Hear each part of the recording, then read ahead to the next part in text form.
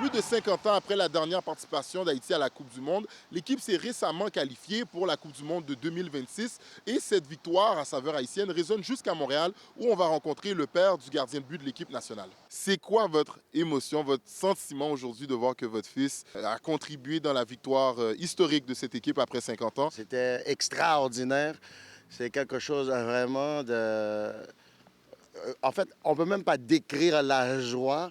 Écoute, toute la famille était quasiment réunie pour y participer, mais c'était excellent. Je pense qu'il faut donner la chance aux jeunes pour développer leur soccer ici.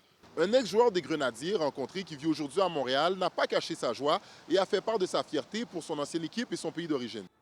Ça a fait. L'équipe de ton pays retourne à la Coupe du Monde après 50 ans. Donc c'est quoi ton sentiment par rapport à ça? Je suis vraiment ravi, je suis vraiment content. On a subi beaucoup à Haïti avec l'image et tout. Et ça nous rend vraiment fous. Puisqu'il y a des joueurs montréalais dans l'équipe nationale haïtienne, allons voir ce que la communauté haïtienne de Montréal en pense. Marie va aller à Toronto pour voir les Grenadiers. Avec mon fils. Wow. Absolument. Il est vraiment heureux. Heureux au point de payer des milliers de dollars pour aller voir son équipe. Mais oui, parce que lui, il voulait le billet à 4 000 $, mais là, pour être en avant. Mais 1 100 $, c'est vraiment là, en arrière, hein, malheureusement. On a fêté, on n'a pas dormi ce jour-là, tout ça, là, et puis bon, on attend le jour-là avec impatience. Comment tu trouves ça de voir que ton pays d'origine s'est qualifié pour la Coupe du Monde de 2026? C'est une fierté pour la population, c'est une fierté pour moi, c'est une fierté pour la jeunesse, puis c'est un moment d'espoir, la même journée que la bataille de Vertières, 222 ans après, fait que c'est une grosse affaire, puis c'est une motivation qu'on peut donner aux jeunes aussi pour montrer que rien n'était possible. Alors moi, je suis très contente et très fière de mon peuple.